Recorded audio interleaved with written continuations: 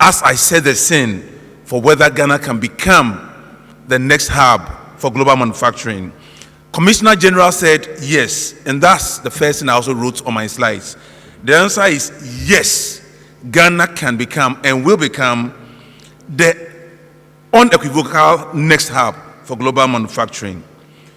We have the ingredients, the infrastructure, and I'm hoping that by the time I'm done with this presentation, I would have invited all of us to join in this transformational agenda. What makes me so sure? First and foremost, there's history to guide what we are saying. Other countries have done it.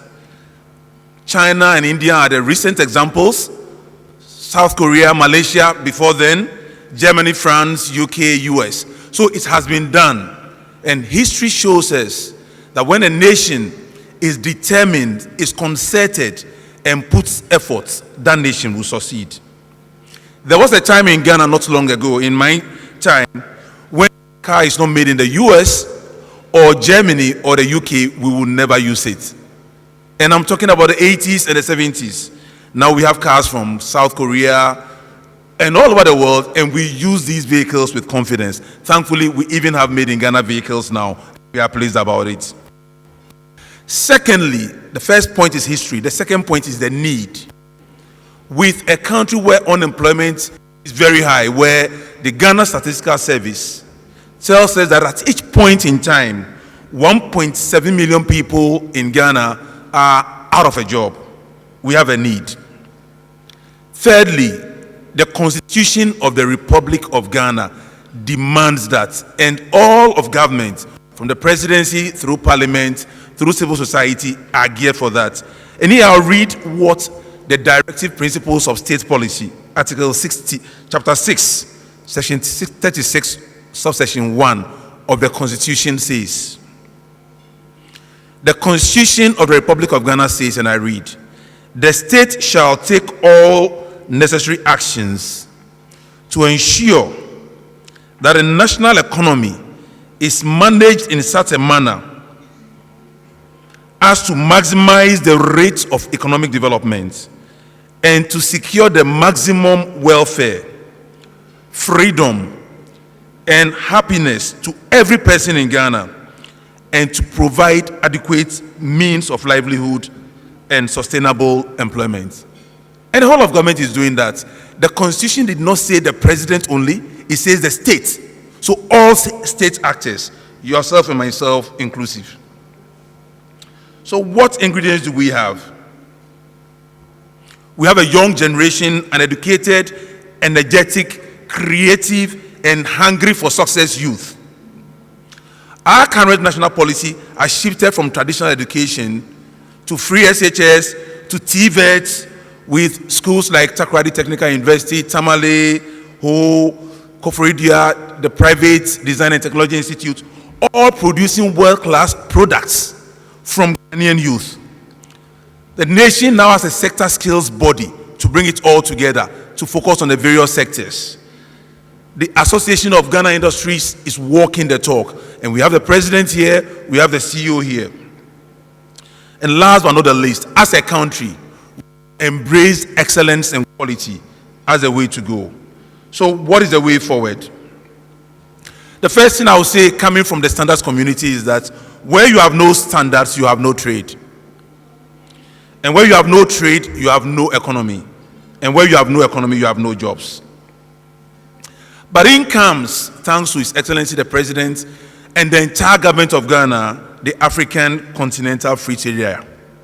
It's a game changer, giving us an economy of 1.46 billion people, currently worth 3.4 trillion.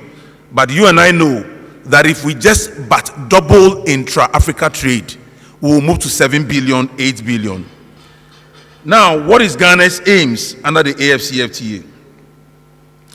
Ghana is clear on what we want to do. We are saying as a country that we want jobs and we want manufacturing. And Ghana's policy in AfCFTA is actually published online for every Ghanaian to see, but it has what we want to do.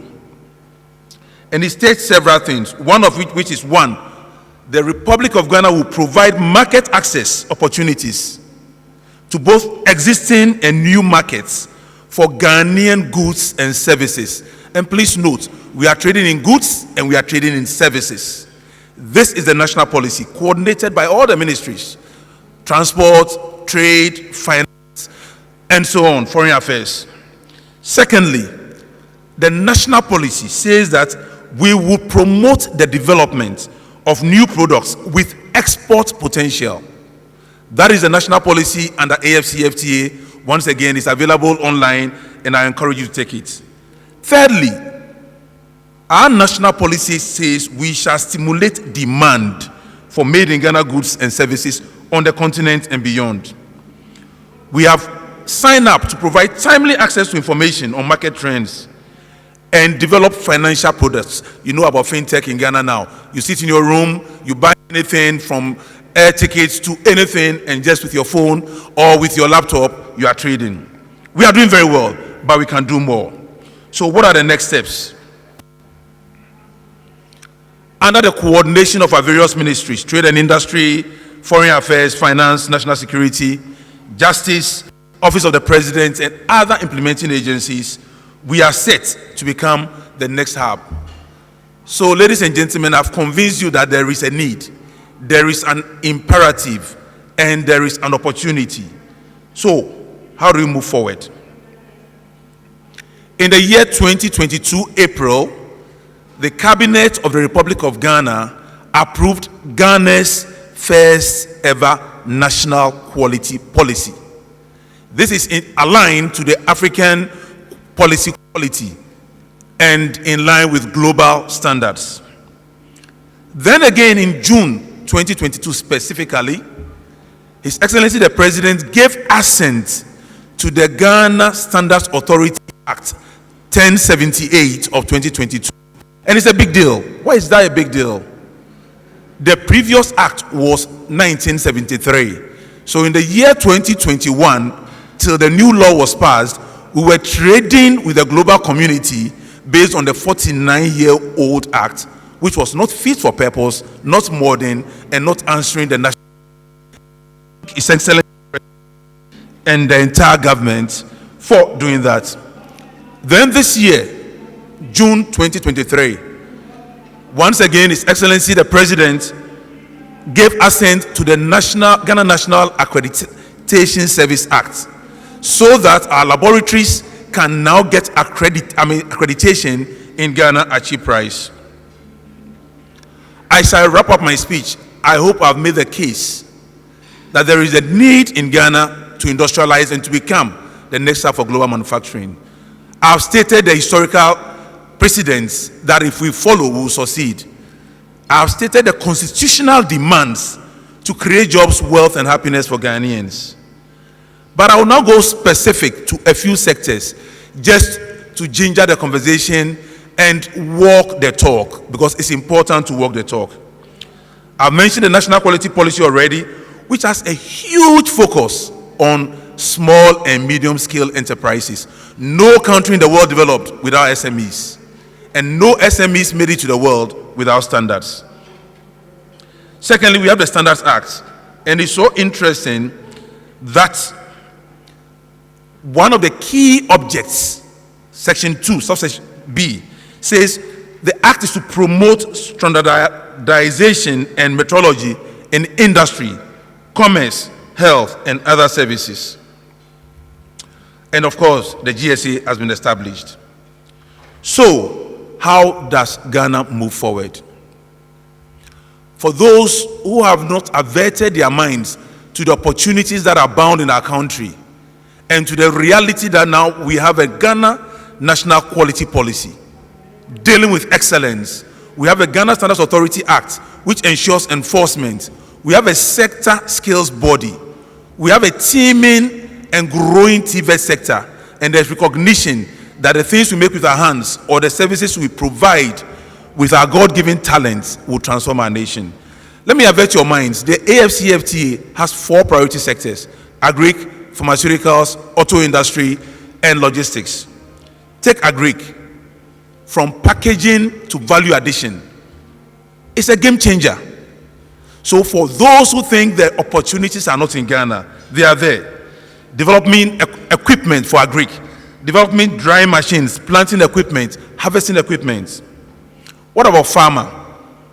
20 years ago, the pharmaceutical sector was worth just about 200 million.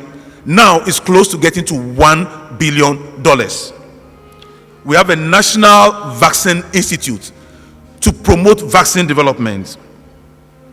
Our local pharmaceutical industry is the biggest one in the sub-region. Now let's move on to construction. And here, just think of it. As we sit in the Republic of Ghana today, the demand for housing for the whole of Africa has not been met.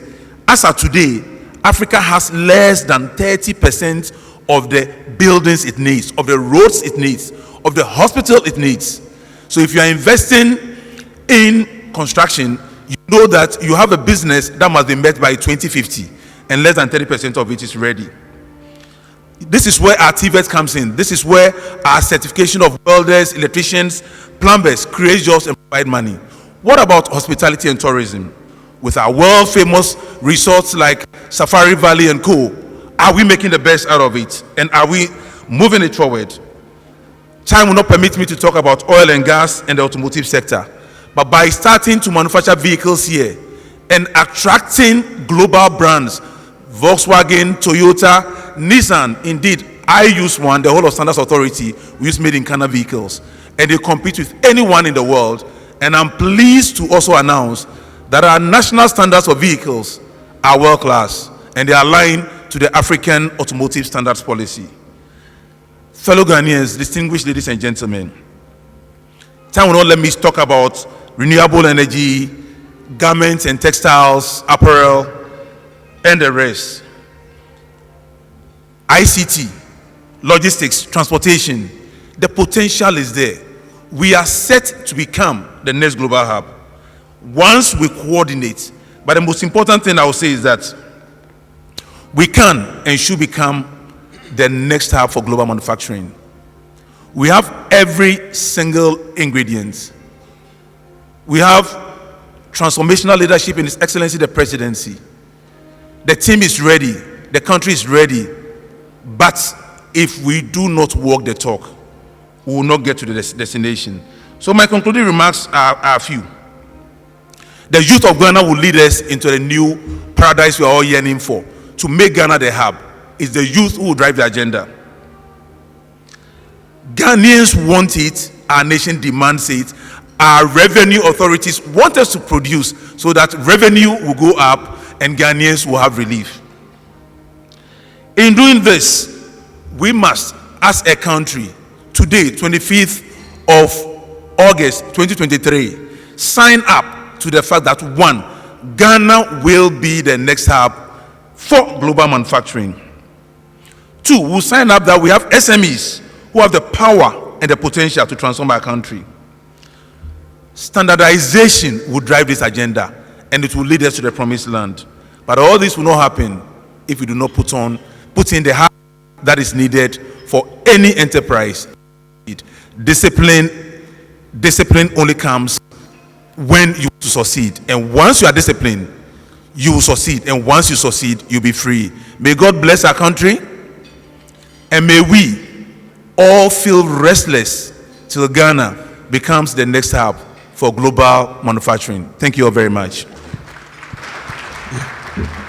For more news, please visit our website graphic.com.gh or follow us on Facebook at Daily Graphic and on YouTube and Twitter at GraphicGH. Subscribe now.